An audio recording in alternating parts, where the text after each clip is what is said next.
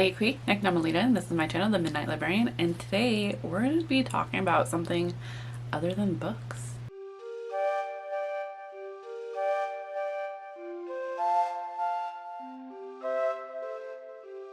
So as the title says, I'm going to be talking about knitting. I know that a couple of YouTubers have booktubers particularly have gone into this direction. But yeah, in 2025, I feel like I'm taking knitting a bit more seriously and kind of just wanted to talk about my journey with you. I've been knitting since I was a kid, actually, but I've only ever knit like scarves and blankets. Not to say like that's anything to sneeze at. If that's what you're comfortable with, like great. I don't particularly remember who necessarily taught me. I remember like my grandma getting me a like knit your own scarf kit, like from Michael's, for a long road trip. At the time it was a long road trip. I was like 9 years old and it was like one of the longest road trips.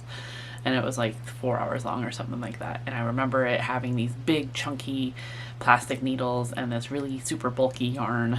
And I remember finishing the scarf by the time we got to our destination. And then I also remember it was like an aftercare program and they were teaching us how to knit and crochet. And I remember getting the hang of crochet, going, oh yeah, it's similar to knitting. It's just like you use a little hook. But for whatever reason, could never figure out how to get a straight line. So I couldn't ever do scarves. So I remember like crocheting a couple hats because I could do a circle. But couldn't ever figure out how to do like a scarf from that. And then in the last I knit I knit a couple blankets. That's mostly what I was like into. Particularly I did a couple entrelac blankets when I was working at like Joann Fabrics just after high school. And now that I work at our university library as a resource sharing coordinator or interlibrary loan coordinator, myself and a couple of librarians have done some summer programming where it's essentially a stitch and bitch, where we call it Twisted Stitches, where we just invite community to come work on their projects for an hour. And it's really fun. And it's not strictly to knitting. Some folks have brought their crochet, other people have brought their embroidery, and it's just a really fun time. And particularly these couple librarians and I didn't want to just have it during the summer, so we've been meeting up almost every week during the academic year. It might change this next semester just because one of the librarians are going on sabbatical, but I mean, it's been a fun time. And like I knit a couple more blankets, but it was particularly the willow blanket. Let's see if I can find it. I do have a Ravelry, which I can link down below if you want to add me. I'm always curious. Despite being on Ravelry since like 2011, I haven't explored it much outside like the patterns, and no, that's pretty much it. Some of the forums. So in the last couple years, I made the willow blanket, the willow baby blanket by Matilda Cruz. This is a lace knit baby blanket. Knit with soft merino silk in fingering weight with US 4 3.5 millimeter needles. My first one I did in this is when I found Malabrigo Rios merino wool, and I absolutely loved it. The first one I knit up in caramel, and it was so much fun. I loved working with the lace weight, I loved working with the lace pattern, and I really liked the seed stitch. And I ended up giving this to a cousin who ended up having a baby, and then worked on I did a second one not too long ago. I think I finished it I finished it this year in 2025, and I knit that in another Malabrigo Rios, but no, it wasn't Malabrigo Rios. What was it? I don't remember. But it was in the color pine, and I still really like the pattern, and I can see myself easily doing that again. But I needed something different. At one point I did the Beckley shawl in a Summerberry tributary yarn, which is our local yarn shop does a yarn of the month. And so they had a Summerberry a year or two ago, and that turned out okay. But I really, this year, particularly after I did the second willow blanket, really wanted to work on something bigger. Oh, and then I also had done the I Am Dragon 3 by Alexandra Davidoff, which is a gorgeous pattern, and I can't believe they've been working on it There's like 3 different iterations of this pattern, but it is another fingering weight. I do like the smaller yarns, despite knowing it takes me that much longer. With US 2.5, 3 millimeter, and US 1, 2.25 millimeter needles. And this was just super fun. I actually do currently have this in a pile back here because I do need to fix it. One of my tassels came off, but it was really interesting. It was, I think, one of my more complicated patterns that I've done. And I finished that a couple years ago. But this year, particularly after the willow blanket in the pine cone color, I wanted something bigger, particularly like in a bigger yarn gauge, because it was just going by so slowly. And one of the librarians that I do summer programming with and have been meeting up with throughout the academic year started her first sweater about the same time that I started the blanket. And seeing how quickly she was able to knit that up, like, she's still working on it, don't get me wrong.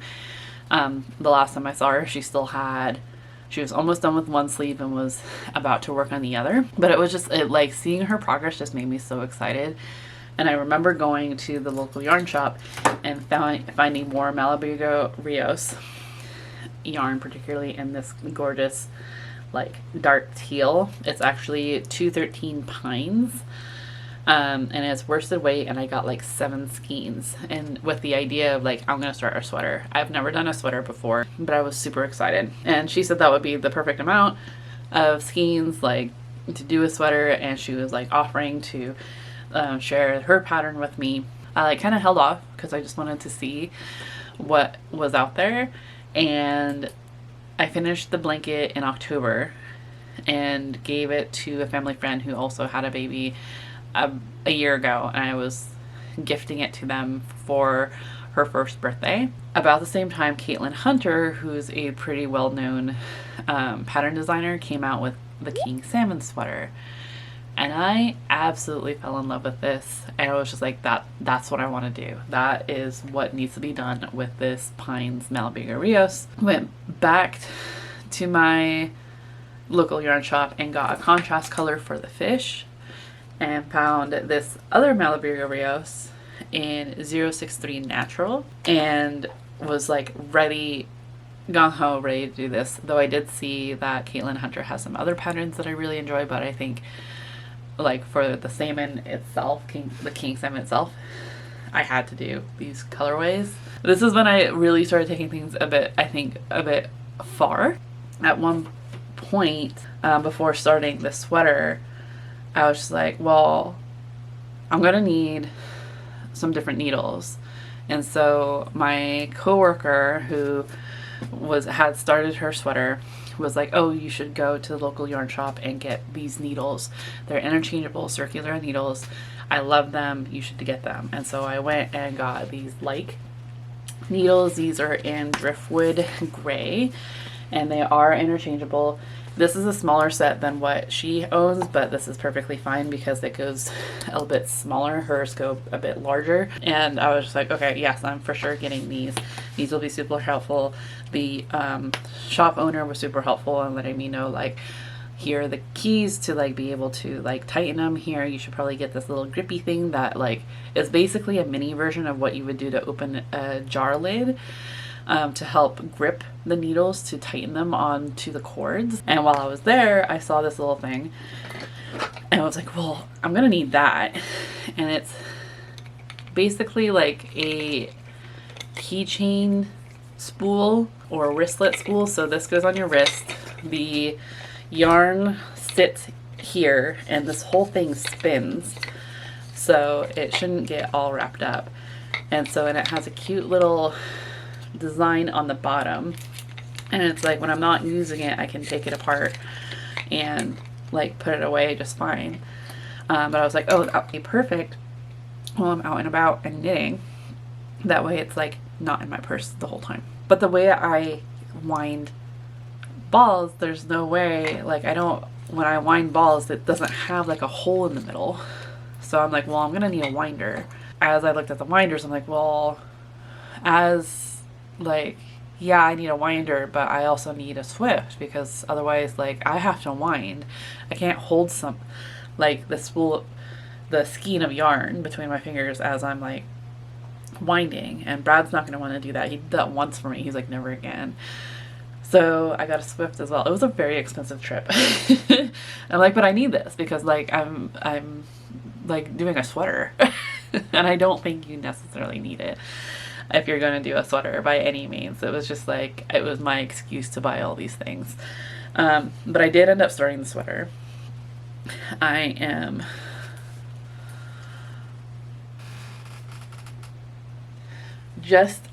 done with the colorway. You can't quite see it. I'm at the main body now.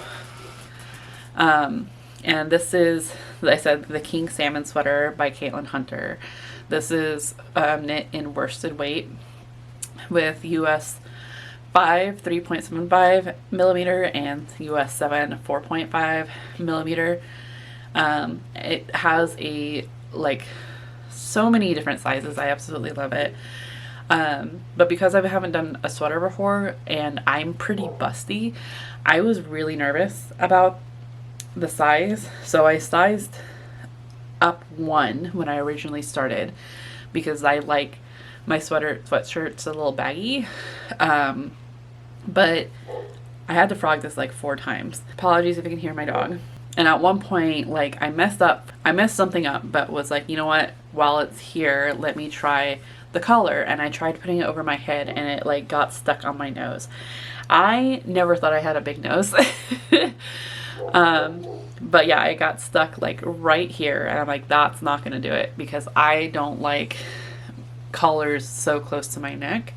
And so I sized up again, knowing it would probably be a bit much, but I also adjusted. So like there is a cast on amount and then which I ignored, and I looked at how many stitches I needed by the end of the collar, and basically just picked a number between the number of cast-ons that they were suggesting and how many stitches I needed by the end of the collar. And I just went ahead and chose something a little like in between that, so it's a little looser. I think it's right now when I try it on, it's still a little close to what I would prefer, but I think once I block it, it'll be nice. The other thing I also changed was this bit right here. So between the fish on the original pattern is seaweed actually, between the fish motifs, and I didn't originally know that. I didn't like it. I thought it was a Charlie Brown Christmas tree. So I didn't want the seaweed there. I switched it out for a geometric native pattern. And it's basically just 2 triangles with a stripe running through. And I like how it turned out. It's not quite even with the fish, but neither was the seaweed, so I'm not too worried about it. And my hope is to have that same motif along the bottom hem of the body as well as along the collar of the sleeves. So yeah, that is what I'm currently working on. I'm super excited. I split for sleeves not long ago. It still fits really well. My one thing that I haven't done yet, because I did swatch for this and I gauged perfectly, but I didn't gauge with the natural color and block it with the natural color. So I don't know if this pine is gonna bleed into the natural. I need to do that. I'm so afraid to do that. I think there's a way that I can still like block it and not have it run if it does run, but I'm so afraid. It was something I was kind of ignoring until one of the other librarians that are in our group mentioned it, and I'm like, yeah, yeah, I didn't do that. I don't want to think about it. And in that same day, I ended up seeing on a Facebook knitting group that I'm a part of that someone else did the same thing, but their colors were red and white, and it turned it a dark pink. turn the white a dark pink, and they didn't know how to reverse it, and like you can't at that point.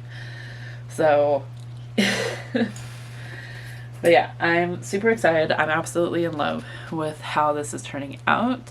And so I kind of wanted to talk about some of the other projects that I hope to do in 2026.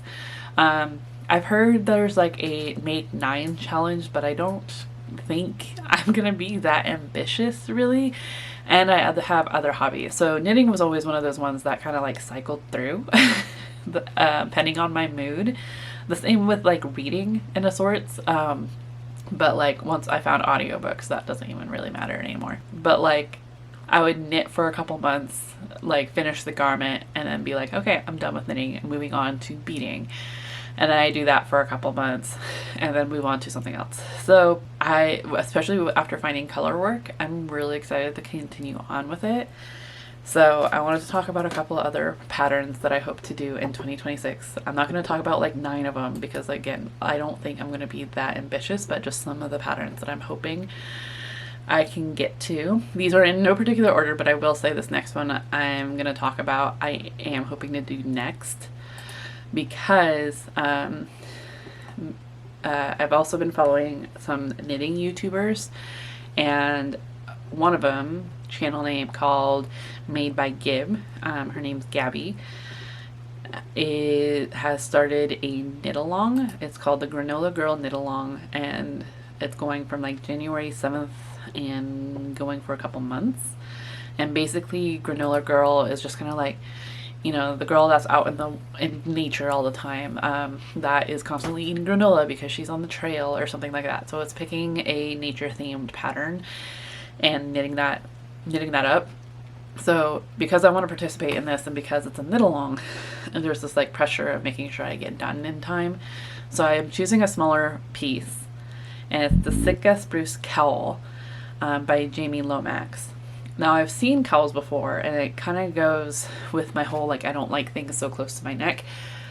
And from what I've seen from cowls, that seems to be what it is. It's just like a small thing that you pull over. It's like a really small, what looks to me a really small infinity scarf. I would be perfectly fine if it was an infinity scarf and I could just like double it around and just have this bulky thing that's kind of loose around my neck. I'd be perfectly fine with that. But so far from what I've seen, it's like this, like it feels like a turtleneck without having having the shirt. Is from what I've seen from the photos. So if I'm wrong, please correct me. But this one seems like, just looking at the projects and some of the results, this one looks a bit looser and it seemed really fun. And it keeps calling to me in different ways. So like when I was originally knitting, like starting to knit up the salmon sweater, I was kind of second guessing and wondering if I should go to like the halibut sweater or something else, but like it kind of aligned perfectly because in the class I was taking for fall, I was taking a TEK resource management class, and we were talking about undaming the Klamath, the undaming of the Klamath and the effects that the dams had on the salmon population in the Klamath River. That was really intense and really interesting, and how much work there still needs to be done even after the dams have been removed, which has been one of the biggest like projects in US history in terms of dam removals. But I was also reading The Water Remembers by Amy Bowers Cordalis, or is it Amy Cordalis Bowers? I'm pretty sure it's Amy Bowers Cordalis, who is a Yurok woman whose family was fighting for not only indigenous rights but like fishing rights of the Yurok people in the Klamath, and what led her into going into law school to help bring down the dams. So it all kind of just lined up really well. So it was really cool, and that's kind of what's happening with the Sitka Spruce Cowl, in that I was like kind of second guessing it, but then like I kept seeing like yarn ads on Instagram, and I'm like, ooh, this one would go perfectly well with this. And as well as like I kind of just like randomly started listening to a podcast one day, and it's called, is it Totally Arbitrary? It's a podcast on trees, and I was listening to the one they had on Sitka Spruce, and so I'm like, I just really want to do this. So the Sitka Spruce by Jamie Lomax is knit in DK weight, so it's like a size smaller than worsted, which is what the sweater is made from. US 5, 3.75 millimeters. Special techniques is color work, which I'm absolutely loving right now. Catching long footage, which I think I've been doing. I'm not entirely sure. I'm still learning about color work, and I have ordered my yarn for this, and so I'm just waiting for them to show up because I'm really excited. Yeah. So that's the project I hope to start on next, which like I'm really good at like not starting another project while finishing one, but working on this body of the sweater, I can understand why people like change projects or start a new project, because this body is taking forever, and all I'm doing is doing the stockinette stitch, which, if you don't know, is essentially I'm just knitting in circles. That's all I'm doing. There's no color work. I'm just knitting. There's no like special stitch to help break the monotony. So I'm having to do this for, it said 8 inches, but I'm also kind of big in the tummy as well, and I, like I said, like things a little baggy, so I want to make sure it goes over my tummy, and like I almost kind of want it to hit mid-thigh. So it's probably going to be more like 2 feet. And it's just taking forever, so I can understand why folks like cast on another project. So I think this one will be done quick, so I'm not too worried about it. So another pattern that I would like to try to do, and I think it would be relatively easy, because I did a slouchy hat this last year without meaning to. And it was actually originally meant for my now husband. And when I finished, he's like, yeah, no, it's a little girly. I should have known that it wasn't going to do much for him, particularly because it was knit and fingering weight. So it was a little delicate. But I want to try to do a classic ribbed hat. I would say a fisherman's hat, but looking at those look a little shallow. Like they end pretty high up on the head. And I kind of want something to start that covers the ears. So I'm looking at this classic ribbed hat by Pearl Soho. It is knit in DK using US 3.25 millimeter, and it looks really warm, and it looks like I can like make it a certain length, like to like knit it a certain length and then like be able to pull up that hem to kind of double it. And I'm thinking, if all goes well, I want to knit like at least 3 of these for my husband, my father-in-law, and myself, because particularly during this time of year, it's freaking cold.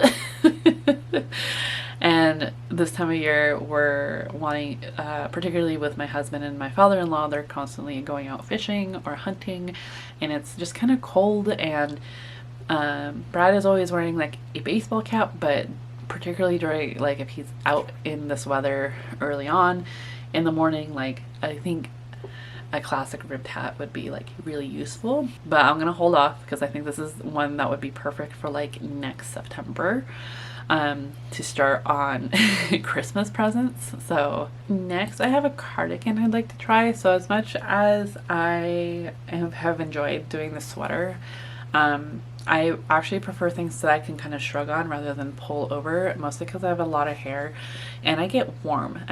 One thing about the climate that I live in is that, yeah, it's pretty cold pretty often, but because of that, people tend to overcompensate with heaters, and they don't necessarily consider like how many people are in the room or how much people are moving around. So particularly when I'm at work, because there's like 3 floors, there's actually 4 floors, and like I get that if you have a window that, like, yes, it's going to be a little colder. I don't have a window. Our shared office is like right in the middle of the library on the 1st floor, and it can get a little warm, particularly when everyone who does have a window is like moving all the thermostats up to like 72. And we're moving around a lot because we're putting away books, we're going up and grabbing books. So I just really want to try to do a cardigan, mostly because that makes more sense too with a library. Like, I feel like it's just a necessary thing that I'm gonna have to do. It's like, I feel like it's mandatory, really. So I've been looking at the Mara cardigan by Brianna Mason. This is, the example is actually knit with putting 2 fingering weights together to make a DK, which I'm not quite sure the purpose of that if you're using the same type of yarn. But I was looking at this and I want to do a fingering weight in a merino wool by I think it's called Bad Shape Yarn Fox, which is this like same kind of rusty brown orangey color, but it has like bits of blue in it, which I thought was really fun. But I also want to put like mohair with it, and so it kind of gives it this like fuzziness to it, but doesn't make it like completely mohair.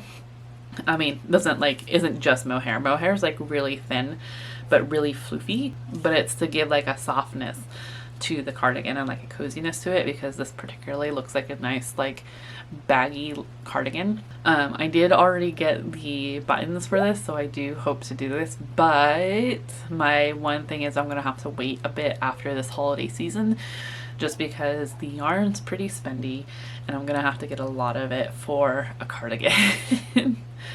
So but yeah, it's knit in DK weight, and there, it looks like there's like 3 different type of needles to use: US 3 3.25 millimeter, US 4 3.5 millimeter, and US 6 4 millimeter top down, which the King Salmon sweater is top down as well.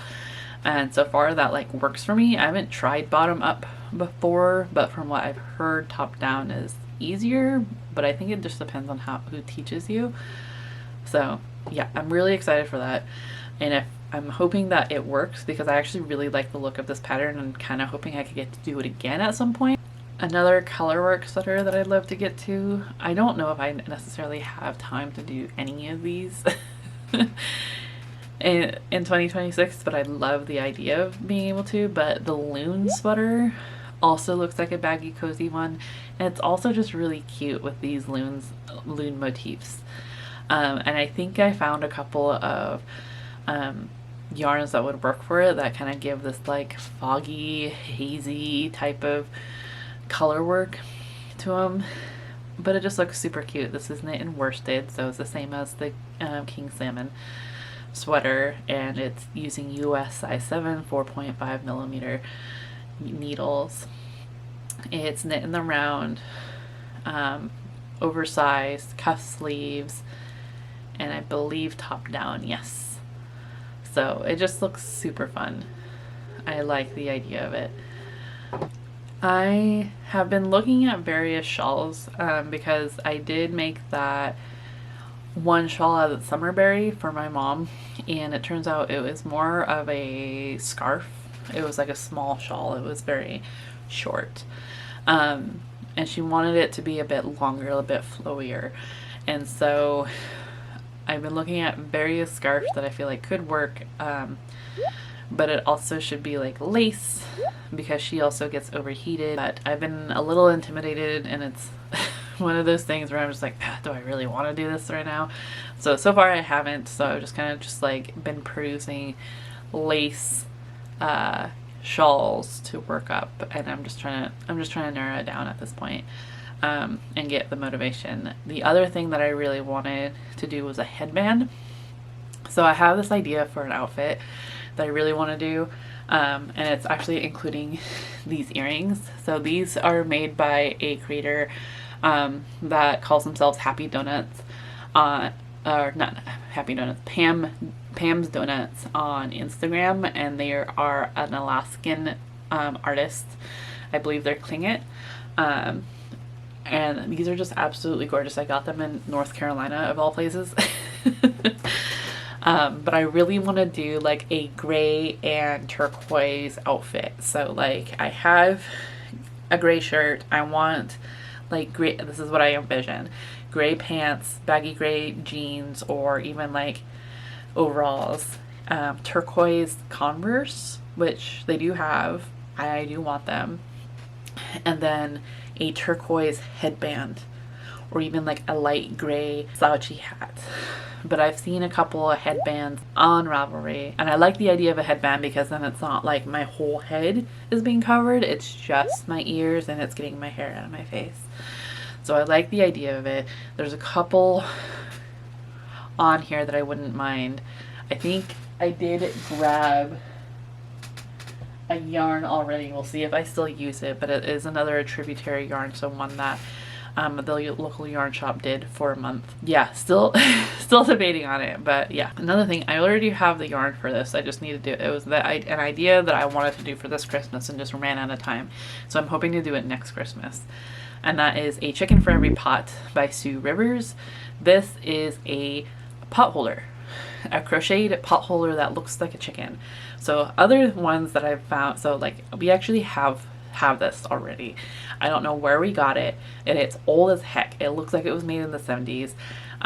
It is like worn out looking, and I kind of just want to be able to replace it. Like I don't want to like toss this one at all by any means, but I want to make more chicken pot holders because I actually really love this pot holder. It works perfectly, and I was really nervous about finding a pattern for this, and I was so happy I was able to, because most pot holders I found, particularly in the shape of chickens, is like around, it's a circle with a little chicken head at the end, and this one is a circle that's folded over with a chicken head at the fold and her tail at the other end. I don't care about for the flower. I don't think that's necessary, but like I said, I got yarn for this already. So I have the cotton yarns, which is what you want to use when you're doing any kind of pot holders or like trivets, because cotton like takes heat really well without melting, which is what will happen with any kind of synthetic fibers like polyester. It will melt, and you use the hook size 3.75 millimeter. I just need to find the hook, and I would like and actually this is a free pattern. I want to try to see if there's a YouTuber that shows how to do this, because that's one thing, is that I am not comfortable with crocheting much at all.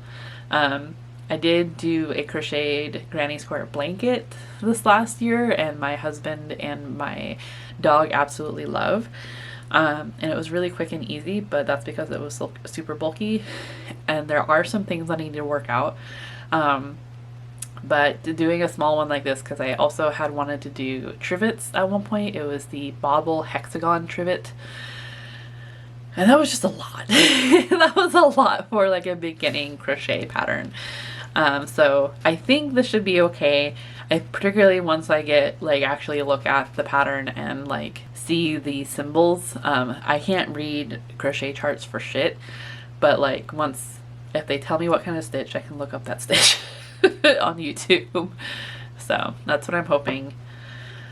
And then speaking of, I actually want to do another granny square blanket. I think that will be a good gift for like my dad come Christmas and his wife.